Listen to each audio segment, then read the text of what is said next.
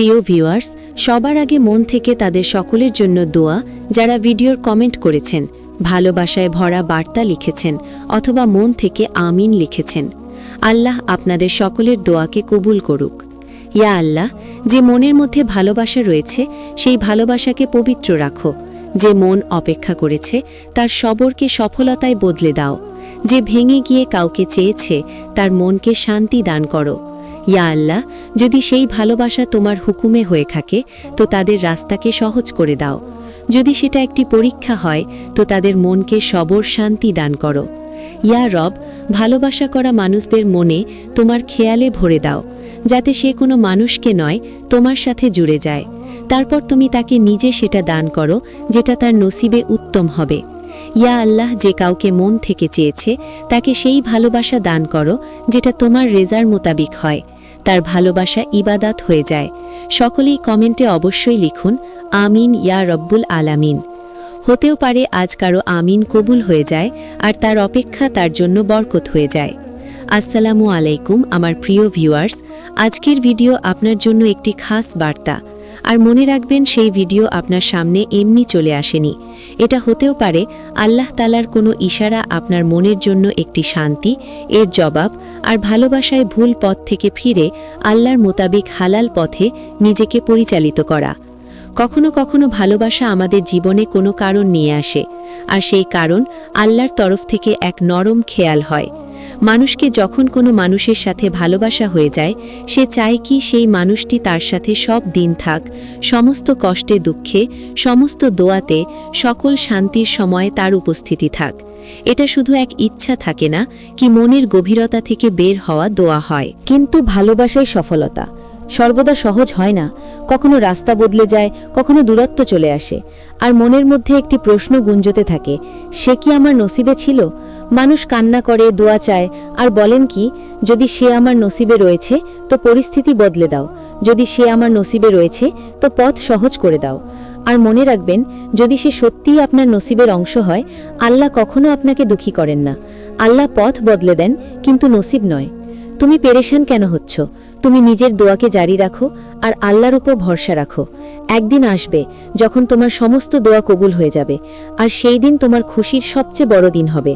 আল্লাহ তাআলা বলেন কি, যখন রাতে তুমি ঘুমিয়ে উঠো আর আবার ঘুমিয়ে পড়ো, তারপর সেটা তুমি আমার সাথে ধোঁকাবাজি করো। যদি তোমার চোখ খুলে তুমি অজু করো, তারপর তাহাজ্জুদের নামাজ পড়ো আর আমার কাছে চাও, আর আমি তোমাকে দান না করি, ধোঁকাবাজ আমি হব।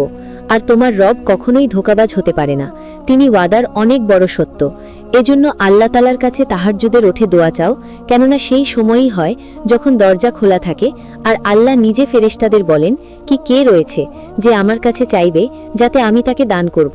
শুনো, তোমার মনে হয় যে তোমাকে আল্লাহ অনেক বেশি নিয়ামত দান করেনি যেটা অন্যের কাছে রয়েছে, কিন্তু আল্লাহ তোমাকে অনেক এমন পরীক্ষা থেকে বাঁচিয়ে নিয়েছেন যেটা অন্যরা ভুগছে। আল্লাহর কাছে কোনো কিছুরই কমি নাই, বাস সময়ের অপেক্ষা করো। একিন রাখো, আল্লাহ একিনবালাদের সাথে রয়েছেন। শুনো, মানুষ মনের পরিস্থিতি আল্লাহ উত্তম জানেন, আর তকদিরের খেলও তিনারই হাতে রয়েছে। শান্ত নয় কেন? চিন্তায় ডুবে রয়েছ, আর কেন তিনার ফয়সালার উপর রাজি হচ্ছ না? যখন আল্লাহ জানেন এই সময় তোমার জন্য কোনটা উত্তম, তো ফের মনের মধ্যে ওয়াসওয়াসার প্রশ্ন জাগতে পারে না। যদি তুমি এখনো চিন্তায় ডুবে রয়েছ, মন অস্থির রয়েছে, তো বুঝে যাও তুমি মন থেকে রাজি নও তোমার রবের ফয়সালার ওপর। মনে রাখবে, শুধু মুখ থেকে বলাকে আমি রাজি রয়েছি যথেষ্ট নয়, রেজা জুবান থেকে নয়, মন থেকে সৃষ্টি হয়। জুবানের প্রস্তাব তখনই কবুল হয় যখন মন সে ফয়সালার উপর শান্ত থাকে। যখন তোমার মন বলে, ইয়া আল্লাহ, যেটা তোমার ফয়সালা সেটাই আমার জন্য উত্তম হবে, তখন তুমি সত্যিই আল্লাহর ফয়সালাই রাজি হয়েছ বোঝা যাবে। আর যখন বান্দা মন থেকে রাজি হয়ে যায়, তো আল্লাহ এমন দরজা খুলে দেন যেটা বান্দা কখনো কল্পনাও করেনি। শুনো, এ মানুষ, তুমি কেন পেরেশান হচ্ছ? আল্লাহর উপর একিন রাখো আর নিজের দোয়ার উপরে একিন রাখো। ইনশাআল্লাহ আল্লাহ একিনবালাদের জন্য সর্বদা রাস্তা প্রস্তুত করে রাখেন। তিনি জানেন, তিনি শুনেন, আর তিনি উত্তম সময় দান করেন। আর জানো একিনবালা কেমন হয়? তারা সেই মানুষ হয় যাদের দোয়াও তাদের বিরুদ্ধে হয়ে যায়, সে তখনও দোয়া করতে ছাড়ে না। এমন একিন যখন পুরো দুনিয়া তার চোখের সামনে এলোমেলো হতে দেখা দেয়, আর সে তো আসমানের দিকে তাকিয়ে বলে, ইয়া আল্লাহ, আমি জানি তুমি আমাকে ধরে নেবে। তো বলো, তুমি কি এতটা একিন রাখো সেই রবের উপরে নিজের চাওয়াকে তিনার চাওয়ার উপর ছেড়ে দিতে পারো? তুমি কি সত্যিই একিন রাখো কি যেটা তোমার জন্য উত্তম সেটা আল্লাহ উত্তম সময়ে তোমাকে দান করবে?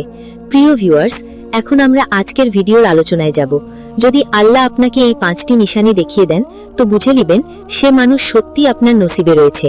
নিশানি নম্বর 1, যখন মন দোয়ায় তার নাম নিতে লাগে। কখনো কখনো দোয়া চাওয়ার সময় জুবানে নয়, কিন্তু মনের ভিতর এক নাম নিজে নিজেই চলে আসে। এটা শুধু খেয়াল নয়, এটা রূহ এর ইশারা হয়। কুরআনে আল্লাহ তাআলা বলেন, আর তোমার রবের হুকুম ছাড়া কোনো দোয়াই কবুল হয় না।